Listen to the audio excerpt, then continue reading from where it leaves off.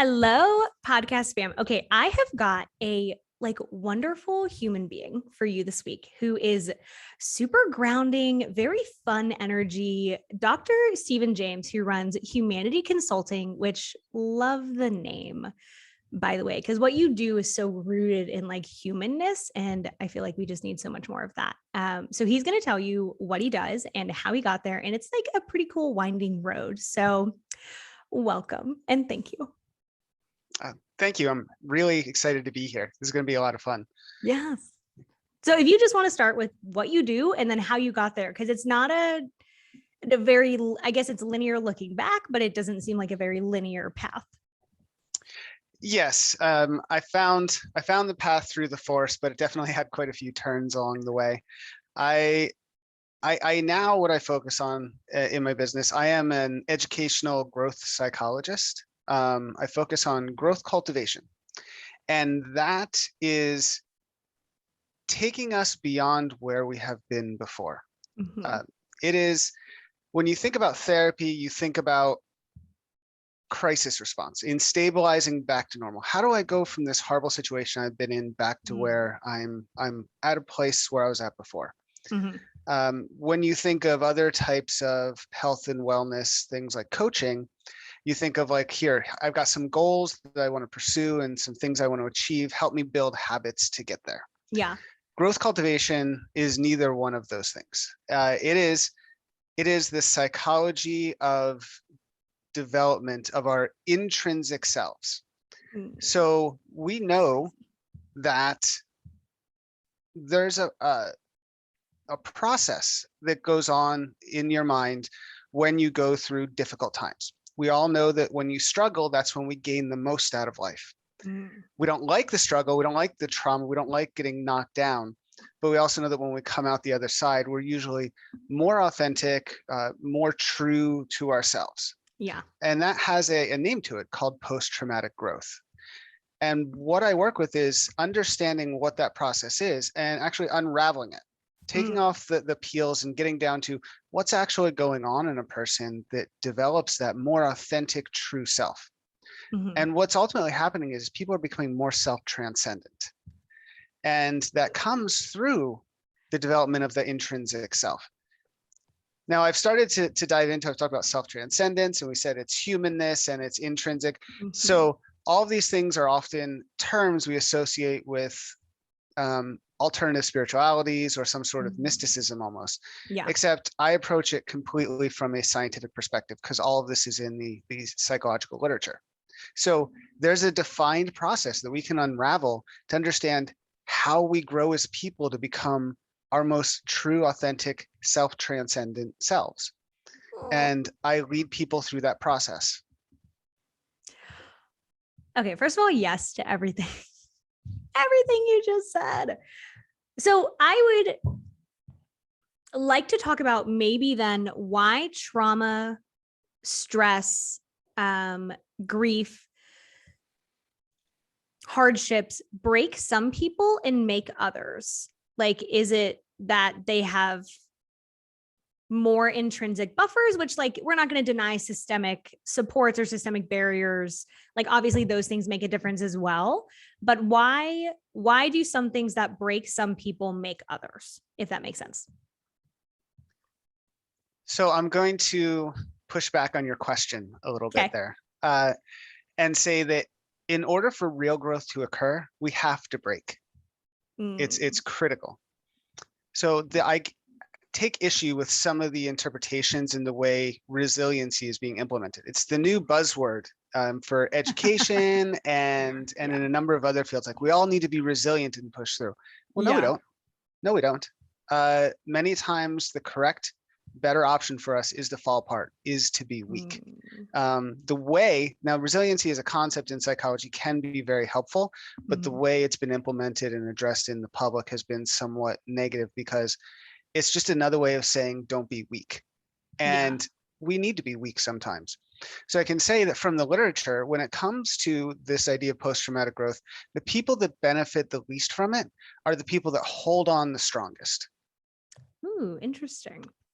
The reason for that is because when you're looking to find and embody and actualize a more intrinsic self, you have to let go of the person that you've been. And the more we cling on to that person, we end up pushing past the phase when we can make real change. And then we're just back to who we've been before. Well, that's the whole point of why we were trying to grow, was to get beyond that. Right. So if you're not willing to let go of who you are, you can't become who you're meant to be or want to be. Yes, very much so. Fair. How did you get here?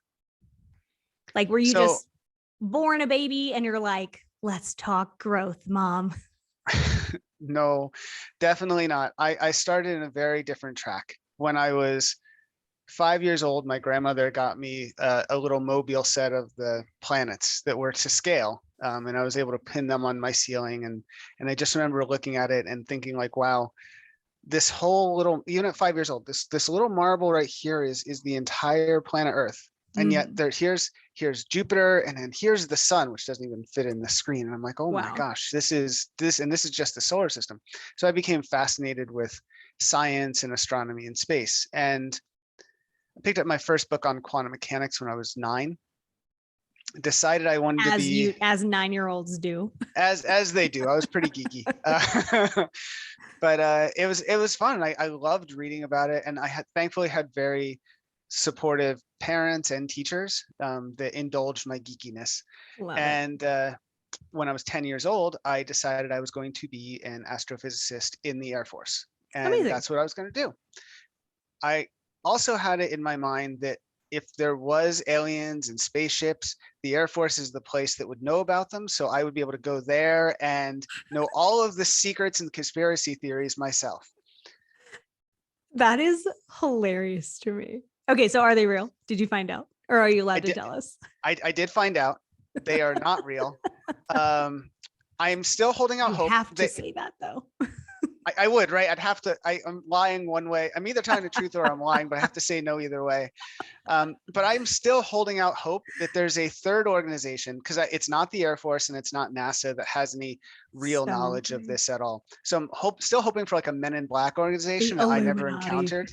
Yeah, something out there. But no, I never discovered anything, and I worked in areas that I would have had to have known if that was the case. And I also drank with people that would have definitely known. And I asked the question. Yes. Yes.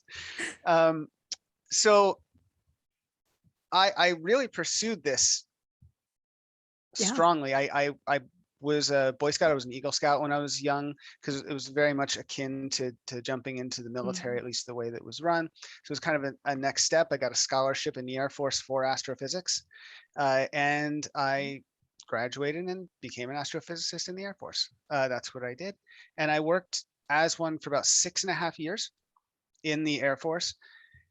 And I was doing really well for myself, I thought, in terms of being able to do these crazy cool projects, working with astronauts on the shuttle, crashing cool objects into the moon to see what happens, working on excellent satellite programs. It was like really neat projects I was working on, and I thought that the work was great.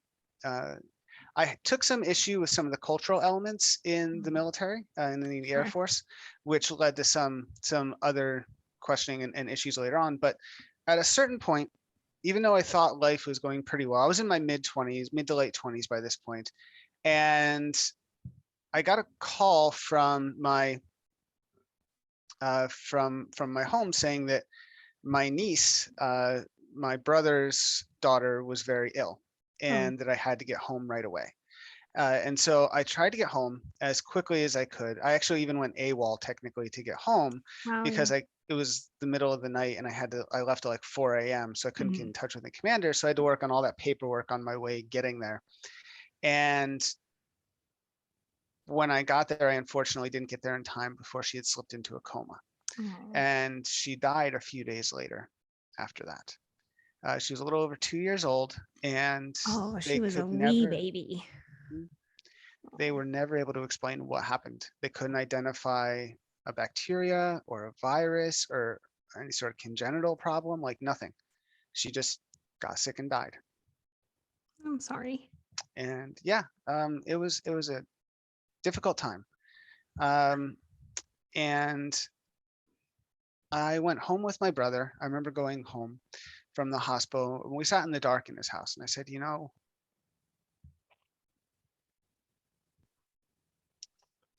this kind of thing can tear a family apart. Yeah. You still have your wife, and so you guys got to work together and make sure that you're there to support each other, because you don't want to see what you have left fall apart. And you still have two other children from a previous marriage. Yeah. So you have things to take care of and people around you. But I was only there for a brief period of time. Like, I had to go back to my station, which was several thousand miles away, and I wasn't there for him. And so over the next year or so, he was really stricken with grief, obviously, and him and his wife did not handle things together well. She was always home reminded her of the child she lost. Right. And for my brother, was kind of became a recluse and just didn't want to go out. He wanted to stay in a comfortable bubble. So they really never saw each other. My brother started drinking pretty heavily, and he died about a year after my niece died. I'm so sorry. Yeah, and I took that. I took a lot of responsibility over his death, because at the time I was in the Air Force, and the Air Force has or the military in general has a kind of mentality of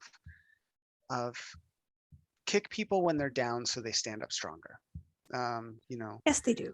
And it's kind of built into the philosophy, unfortunately, of the military culture, and it's very wrong. That kind of idea of tough love like that is very detrimental. And I was young and impressionable, and I took on that view, and I used it with my brother while he was in grief. And so that pushed him further away. I was his best friend. I was his only brother too.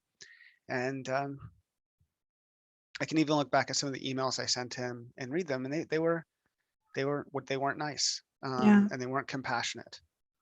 And so I take on a lot of responsibility for what happened, because he died feeling alone. He died alone in his house. He had stopped paying the bills on his heat, and it's November in Pennsylvania, so he was just sitting in the cold.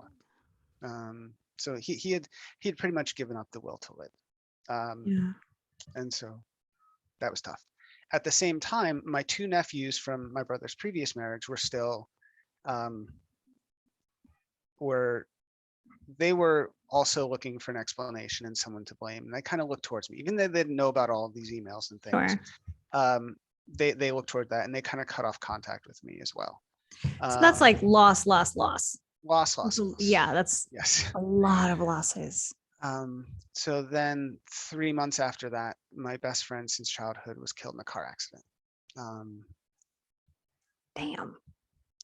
And then a week after that was when, at this point, I was working on my graduate degree in the Air Force, and I was graduating a week later, and my new assignment was out to Hawaii. So I was actually within driving distance of my family while I was in graduate school, and this took me really far away from the little bit of support network I had left, and left me alone and isolated where I was. Out in Hawaii, in outer islands Hawaii, in a very different culture than what I was used to. Right. And it was tough. I was alone, and eventually I tried to dive into my work, but eventually I broke. How could you not? Yeah, I mean, I just tried to stave it off for as long as possible, but it was inevitable. It always comes up. Yeah.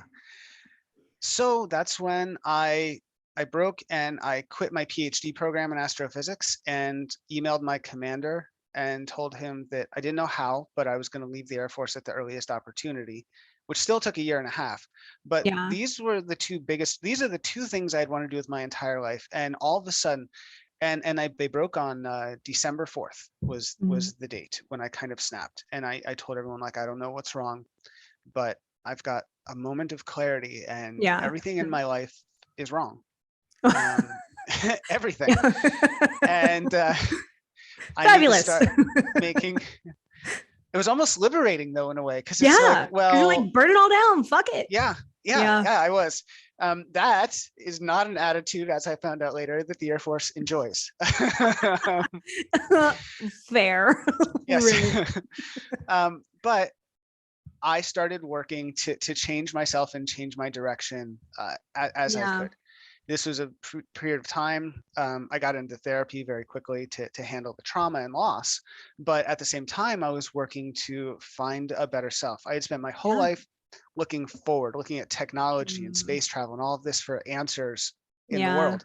And instead, I realized that I needed to turn the other way and start looking backward. And so I started reading books on philosophy and theology and psychology. And Yeah. I fell in love with positive psychology, which I didn't even know existed at the time. Yeah. We're Can you so explain what used, it is for people that don't yes, know? we are so used to psychology dealing with pathologies, Mm. studying all the disorders. I mean, probably a lot of people have heard of the DSM, right? It's on the DSM-5 now, which is like this thick Yeah. of disorders. Things that are wrong with Some you. more arbitrary than others. I would Sure. argue that's a whole nother topic. 100%. Yes. But so we're used to this idea of psychology of just looking at everything that's wrong with people. But for decades and decades and decades now, psychology is focused on everything that's right with people. What creates joy and happiness? What creates altruism and humility and compassion? And trying to find ways of understanding what that is, both internally and externally for everybody. What environments do we need to cultivate that? And what do we need in ourselves to make that happen? And so positive psychology is something that I just fell in love with as I was reading, because post-traumatic growth is part of positive psychology, even though it's a clinical side of things. Yeah. And so I was actually reading a book in an airport when I was still just kind of freshly dealing with some of these losses and traumas. And the chapter in a book on adversity, and it started talking about post-traumatic growth. And I just started crying in the middle of the airport, which I'm sure was fun for the people around me. But it was an acknowledgement that what I was experiencing in this desire for change wasn't isolated, that it was not just common, but it was so common that there were terms and research for it. Like, oh my God, I can't believe this. So I decided that I had two options. I was either going to move to Nepal and become a monk for several years. Love it. Or go back to school for a different PhD in psychology. Also love it. Both are great. Both were equally valid choices. I was considering both, and I decided to go with the PhD because I thought the knowledge was useful to have up front. Sure. And I went back to school to study what was wrong with me. I was actually part of my healing process as well. I wanted to know what had happened to me. Somehow, through all of this loss and trauma, I felt more serene and joyful than I have ever felt in my entire life, that I ever thought I could feel. Even though I thought life was good. I had accolades and achievements and was working toward my goals and getting them. I didn't understand what I didn't have in terms of that serenity and peace. And I so wanted to understand this process because I wanted to know, does it have to take the trauma? Do you really have to go through this type of horrible loss to find the place that I found? And if it's this studied of a topic, there's got to be that research out there and that data. There ended up not being. There's lots of research on post-traumatic growth and conditions for it after a loss. But the idea of, well, what's the process in a way that maybe we could, quote, educate this? Is there a way you could teach this kind of growth? And there really wasn't anything out there. And that's where I did my research for 6 or 7 years, was into that. And I implemented it for several years into some schools, both in terms of courses and school-wide culture changes. And that's amazing. It works. It's a process that works. You don't have to go through trauma to experience those results. And I've been able to find a way to give people what I found. Yeah. Which is I would scream on the podcast, but it would hurt people's ears. So we're not going to, but like, safe to say, I'm excited about the work you do. I think it takes a very particular type of human to, one, go through hell and come out singing, and then two, allow others to not go through hell, but like teach them how to sing, if that analogy makes sense. So taking your grief and turning it into a gift where you actually just made it into a formula. So it's like, I was talking to a friend of mine about cooking tonight, and they were like, oh, I was like watching you cook the other night, and like, I just can't do what you do. And I was like, I throw shit in a pan and cook it till it's done. Like, it's not hard, but I'm like, oh, if someone's never been given a formula, then they don't know. Like, so like as a therapist or coach, I have formulas for like setting boundaries or healthy relationships or having standards. Like, so then when we think about, oh, well, how do I do this? It's like everything we do is formulaic. And so it's helpful or it's not helpful, right? But if we can teach people the formula, they can fill in their thing, which is exactly what you're doing, which is so dope. So like, what is one of the coolest or most memorable transformations that you've had? Because you work with like schools, businesses, organizations, individuals. So like, you really have such a wide breadth. I don't think I pronounced that right. Such a wide variety of people you work with. Like, what's some of the coolest turnarounds that you've seen? I think still the coolest ones are when I can work with youth. I think when you're dealing with college age or sometimes even high school age, because that's where you can, that's the age where there's so much attention placed on other people's evaluations of you. And Yes. part of that's neurological. It's part of the neurological process of development. Brains break in the teenage years into the early 20s. They just don't work right by design. And during that period of time, you don't have to just let that languish, right? You can actually help people, help those students, help those youthful aspiring people see and understand. Not people yet, just aspiring. Us, yeah. You're You're right. good. Yeah, you're fine. Yeah, you can help them. I had a student once that had an auditory processing disorder, and which meant that they could be in a room where it's totally silent, but like every cough, every sneeze, every little snicker was amplified, and it caused them to not be able to function in classrooms. Yeah. And this ended up leading to a whole bunch of problems with the schools they were in, with the teachers, with the other students, and such a saddening amount of self-doubt and to a crippling level of anxiety, and helping them understand the psychology of building self-confidence, of overcoming conformity, of understanding why people act the way they act in the first place in terms of self-validation, and coming to helping them find their intrinsic direction at an early age that they took and ran with it. And they actually went and are now a huge advocate for, they went into psychology themselves, and they are, and now as an adult, they are an advocate for domestic violence survivors. Oh yeah.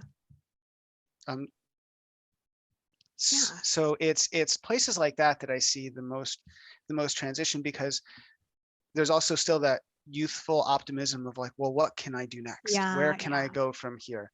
But you're right, I work with a diverse group of people. I'm even working right now with a couple of families in terms of improving family dynamics. I love that. Because you work with the teenagers in that same way, or the young people, but then the parents also, they may have taken their life in the wrong direction. Sure. Or it might also be the case that some of their ideas of parenting maybe need a little adjustment as well. Not that anyone's a bad parent, but maybe there's better ways to support adolescents. I mean, in terms of my clients that I have. Yeah. And I get a lot of teenagers and the parents are like, fix my kid. And I'm like, you raised your kid. We got to fix everybody. Yes. But I think too, and you may find this with your young people, and if we're working in a company with multi-generations, like I really find that older people, parents or bosses, like struggle with young adults. They're like, especially if they like in a family unit, they're like, well, this was my sweet little baby, but now they're becoming an adult and like, I don't know what to do. Like, you can't treat them like a 7-year-old anymore. So, really, like, taking a systems view, which it sounds like what you do, and saying, okay, what's everybody's trajectory, and where do you want it to be, and what's your own personal growth, what's your own goals and dreams and hopes, and then let's make it work as a unit. Yeah. Like, lifts the whole system. Yeah, when it comes to that generational thing, and I definitely can point to this in Mm. the business clients that I have as well, is understanding that the experience and wisdom you have in a field or in life in general is only as good as what's received by the people you're trying to give it to. If people don't receive it, a communications thing. Mm-hmm. We all encode our language in a particular way, and it gets decoded on the other end. If the way that that's communicated is never received in the way it's intended, then it might as well have not even been said. Fair. And oftentimes, when you're speaking to someone that's young enough and maybe even brash enough, you might not be able to say it the right way in a particular time. Sometimes you have to wait for there to be a mistake or a moment of uncertainty before you can say things. Sure. We get into this mode because our education system sadly works this way of lecturing. If I've said it, now you know it, and that simply isn't the way Right. humans work. Right. So we have to integrate.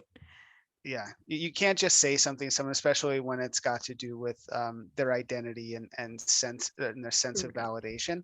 Yeah. Some people you can guide people, and when they start to make mistakes, you can say, all right, let's talk about what's going on here. Yeah. But intergenerationally, I noticed that that's the problem they have, is like, I have all this experience and knowledge and I want to give it to the younger workers in the company, but they won't listen. Well, and a lot of that's because they're not listening, and they might not totally listen at all. So. Oh, that's funny. So you love, go ahead. Oh, I'm sorry. I want to go back to something you said earlier also, in terms of the systematic nature of what I do. This is really the big thing I hope to communicate as a broad understanding that I really want to become more mainstream, is most of us are raised with this idea that finding our true selves and building up your authentic identity and all of these things is some sort of mysterious process, and it's unique to everyone, and no one can ever tell you how it works or where you're supposed to go. It's just so self-discovery. And to the point that we'll get inundated with those cliches of go out and find yourself, and but no one ever says how. And so just we assume do it. Wander around in the woods until you discover who you are. Yeah, and we all assume that that's just what you have to do, with no real thought that, well, maybe there is a defined process. There is. We just never taught it to anybody. I'm sorry, that's so true. Yeah. I have so many people that are like, what's my purpose? I'm like, I don't fucking know. Make one. Like, that's it. Go decide what it is and follow it until you die. Oh, that's so funny. Okay, so how do you do it? If it's not just frolicking in a field for a decade and then you come out and you are who you are, like, how do we figure out who we are at our core? Okay, so imagine that everything that you've built up in yourself in terms of who you are as an identity, all your beliefs, your values, your perceptions, your experiences, they all sit behind a giant castle wall. And that castle wall is giant and super protective. In psychology, you call that a worldview defense. And it's a protective thing. Like, we want to insulate our identity from harm. Yeah. What happens is when someone walks up and goes, hey, I don't think you're going in the right direction for your purpose, or do you really want to live your life this way? We don't go, oh, what a great question. Come in and let's discuss it over tea. We say, no, get out of here. How dare you question my way of life or how I live? And that worldview defense is actually connected with our fight or flight reaction. So we react the same way to simple questions like that as if we're being physically attacked. Mm-hmm. And so we don't end up in any like useful dialogue or Right. self-reflection as a result. It's pure defense. When we go through post-traumatic growth, kind of the opposite thing happens where imagine now instead of a person walking up to the wall, it's a giant meteor from space hurtling through the atmosphere at 50,000 miles an hour and it Right. smashes through your wall. Well, You now don't they're get, down. yeah, you don't get to have a defense. It's just a crumbled mess everywhere. And now you're left having to pick up the pieces. And Mhm. most of the time, this happens after we have a family and a job and finances to pay. And so we have to handle all of that and deal with all of this trauma. So the process is essentially about creating little mini earthquakes underneath of your defense wall. So that way we avoid the defensiveness and that fight or flight reaction, but we bring down the wall at the same time. And while we're bringing it down, we bring up a healthier one in its place. I love this. I love this. So you shake your foundations, you challenge your beliefs, you let your walls down, you become vulnerable, you self-reflect, and then you really also get to choose like some parts of that wall are probably helpful long term. Mm-hmm. And this is something I see all the time. Like, not every coping skill is bad. And if we take a macro view, like every coping skill, even if it's unhelpful now, got you through whatever you needed to get through so that you didn't die. Like, I can't tell you how many clients I've worked with substance use. And I'm like, well, like, do we want you using cocaine long term? Probably not. But if cocaine is better than committing suicide, well, it got you here. We just don't have to carry it forever. So once we shake those things down, we can go stone by stone and say, like, do I want to keep this? Yes, because the goal ultimately then is to be self-reflective and conscious about what gets put back. Yes. The term that I use for this and the others is that one is extrinsically derived values and one is intrinsically derived values, but they're not mutually exclusive. Just because something was extrinsic, meaning external, it came from somewhere on the outside. It could have been from your family. It could have been from watching Law and Order. But somewhere you developed this stone that got put into place into your wall, but it was never reflected upon or evaluated to say, is this right for me? I love that question.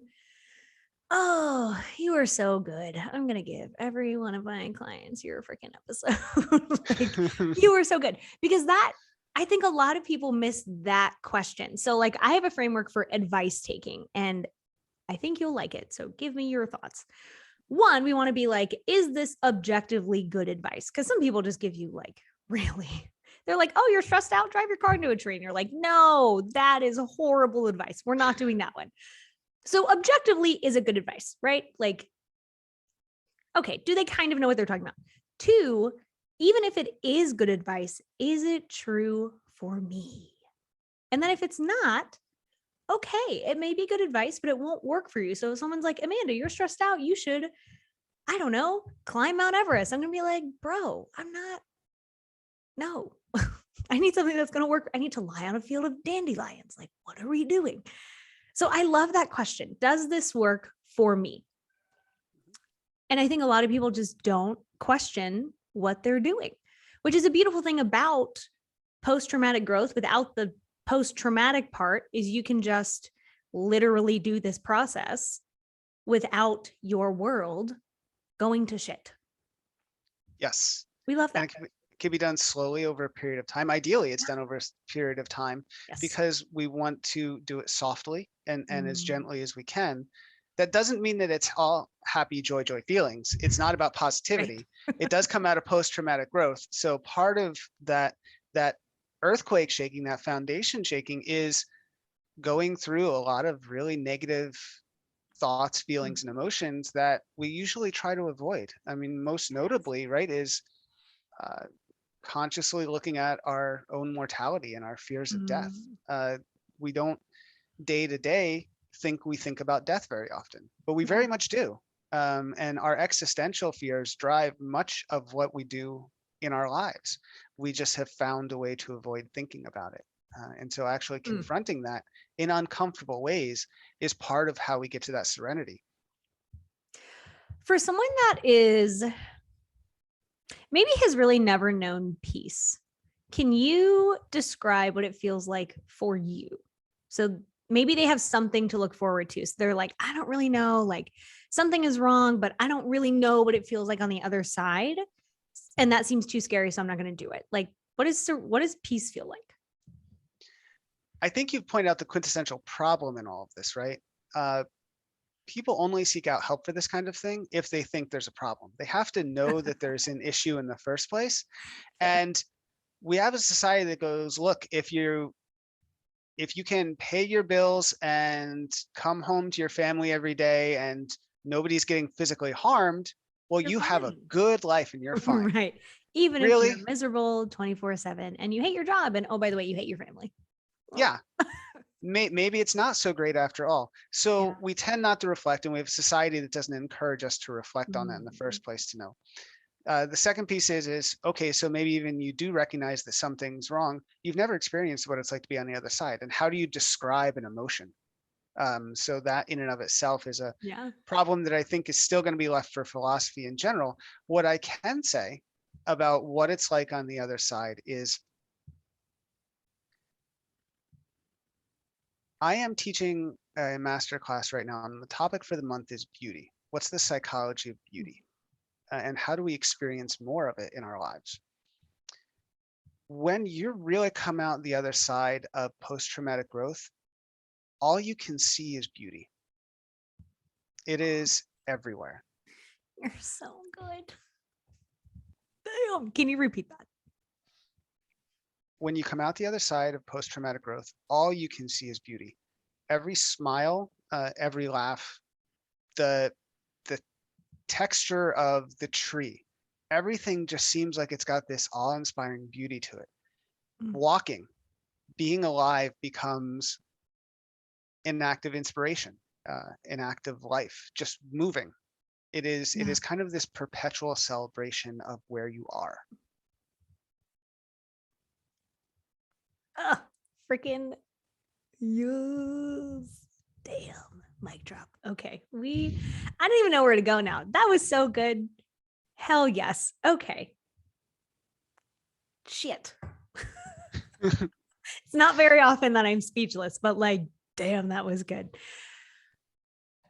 What else have we got?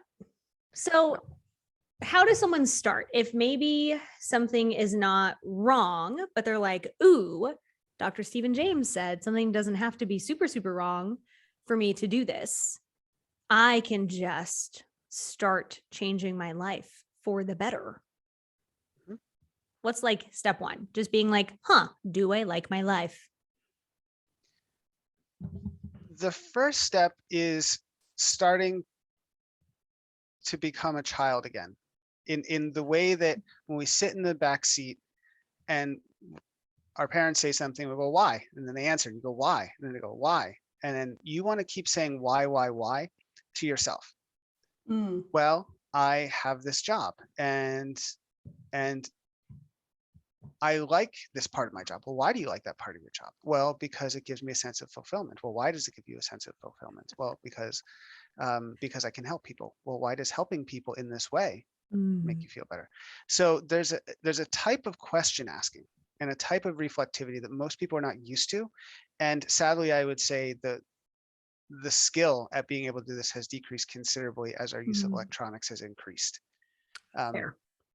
using one thing I would say that would help you in terms of building that skill of reflectivity and introspection would be to cut yourself off once a day or once a week or once a day for a while from the electronics and sit quietly. The Oh, more the yes. more we distract ourselves, whether that's background music or video games or or whatever it happens to be, the less time we're sitting alone with ourselves. Mhm. And sitting alone with ourselves is the first step, because that's going to help our brain develop in ways that can help us be more reflective. Yeah. Once we have that, we can start to pull apart. So I'm actually giving you more than step one. That's okay. We love it. We love As it. But I have a lot of people who are like, I don't like to sit by myself. And I'm like, great, do it more. Thanks. Love you. Bye. Yeah, you know what? Learning in any capacity, true learning is uncomfortable. And the most uncomfortable learning you can do is about yourself. Mm. So be uncomfortable with yourself. Sit in it. Yes. We love. Yeah. No one ever said that this was a fun process to go through. And, I think we do a disservice if we try to tell people that yeah, we're just going to focus on positivity and Yeah. rainbows for the whole thing. Like, no, there's some deep work we need to do if we want to get to a good place, right? And that's spiritual bypassing. Like, we don't want to do that either, because it's not sunshine and rainbows. Like, you got to dig the rot out. And by the way, we're the ones who plant the rot. Yes, so we are. Then we have to take accountability for that. And that sucks. And we're like, oh, my garden isn't flourishing because I plant poisonous things. Oh. Yes. Yes, Kitty. My cat is very interested in this conversation. You can't hear him. Let's get everybody involved. He's very existential. We love it. He's like, why aren't you feeding me? All mammals can participate. Fair. So as we're being introspective, what we're looking for is motivations that are not intrinsic to us. And what it means to have an intrinsic motivation is, I'll step to an aside and come back to the rest of that sentence in a moment. Sure. To dispel a myth. There's no such thing as natural talent. It does not exist. You are not born more capable of solving a math problem or building a house or driving a race car than anyone else. Genetically, there's some things in terms of, maybe height. People are more inclined to be a basketball player if they're tall. Sure. But outside of those physical characteristics, there's no such thing as natural talent. What you've learned to be good in, what you've learned you're good at, and what you've learned you're bad at has come from the cultivation of your intrinsic motivations. So we don't have intrinsic talents, we have intrinsic motivations. And this starts from when we're very, very young, when we're babies. The things we're inclined to pursue just because they're fun on their own. And what is naturally fun on our own is going to be different for each person. And so as our brain starts to develop and we're doing those things we naturally just are inclined to do because we enjoy them motivationally, that builds pathways in our brain that get reinforced. And then it becomes easier for us to do those things over time. Right. That makes sense. But it's a learned skill. But it's a learned skill that we naturally enjoy. As adults or as we get older, it's the thing that we're willing to stay up until 2 a.m. doing, knowing we're not going to have any sleep the next day, but we just want to finish because we're having such a good time. Those are our intrinsic motivations. And we can't have a life where we're always doing that, where we're just doing whatever we enjoy. Right. But the mainstay of our purpose, our self-identity should center around those intrinsic motivations. And when we've told ourselves that, well, I'm good at this thing over here, I don't enjoy it, I never want to stay up past 10 working on it because I really hate it, but I'm good at it and I make money doing it. Well, that's not an intrinsic motivation. And if you're centering your identity around that, that's not good. Interesting. And I find a lot of people do that. Like, we say, how do you spend your time? And they say, well, I work. Great. What do you do outside of that? And I'm guilty of that, right? Left to my own devices, I will work almost all the time. But I also love what I do. But also, like, your girl probably needs a hobby. It's fine. But a lot of people do get lost in external motivations and external validation, right? They're doing things for other people that they don't care about, or they're trying to get validation from people that they really also don't respect or care about. And it's like, why? That is exactly where the trap occurs. Is because the reason we're willing to then go and do these things that we're not naturally inclined, we don't really enjoy, but we're good at, or we even spend the time to develop the skills to become good at, even though we're miserable doing it, deep down comes from a desire for external validation. And a fear of not having it is actually the more predominant thing. So if we don't have an intrinsic sense of self-worth, so I talked about intrinsic motivation, that intrinsic motivation isn't tied to your self-worth and instead is tied to validation from others, then we get into a trap. Because what that means is, if I'm not doing the thing that community or that group of people wants me to do, then they're going to go away. And then where's my self-worth? It's gone. So I need to always be conforming and doing the thing that other people want. And when I do that, they praise me and I feel really good, which we do feel really good. But we're always on this edge of like, but if I don't do this right, or if I choose to go a different direction, everyone's going to abandon me. Right. So that might be true, depending on the profession. But I would say to that as well, if that's really the community you're in, find a new community. Yeah. And at the cost of self-abandonment, right? Like that is such a high cost. And I find that people always know they're paying it, but they don't know they're paying it, if that makes sense. Like that's the thing that I think we were talking about earlier in terms of people not knowing what they're missing out on. Because when you do have that sense of self, you're at the peak of your game. You're gaining that wealth, power, and prestige from this cycle of conforming, right? And giving up on yourself. And you go, well, this must be what the pinnacle of good feeling feels like. And it feels empty. Yeah, and it's not, right? There's this whole other side, that side that when I was going through it, I didn't know existed either until I experienced it. That ability to feel beauty at every moment when you're walking down the street. That's what's being missed out on. Yeah. And it's wild to take people through that journey and watch them get it. And I don't know for you, but for me, I can always tell when it clicks because their energy shifts. Like I can watch the energy shift when that clicks for people. I call it being in alignment. So when people are in alignment, when they're like, I degaff about Betsy and Betty and David, whatever, like, this is my life of my building, of my choosing. I feel good about it. I'm doing things that are in my values. Like their entire energy shifts. Like they feel lighter. And it's crazy to watch from like an outsider perspective, because then I'm like, okay, we're on the downswing now. But like they can never pick it up just because they don't do the work that I do and they haven't been in it long enough. But I like lighter is the word that I hear most often from people. They're like, well, I just feel lighter now. And I'm like, because you're not carrying so much bullshit. Like it's great. And I wonder if you see the same thing. I think what I see most often is when they have that moment of clarity, which I think is what you're describing. They have this kind of like epiphany where they go, oh my God, I've been doing this for everyone else for so long and not for myself. And once they have that realization that not only have they been doing that the whole time, but they don't have to be, and that there's an alternative, that's when I see that shift occur, when there's just more life in the person. Maybe life is the better word. I say lighter, but it is more life. Like they're just like, oh, like all these rules are made up, which means I don't have to follow them if I don't want to. And it's like, right. Yeah. We love that. So part of the process I go on as well, in terms of understanding that a lot of those rules are made up, with my clients, I give them history homework. Like, all right, let's take a look.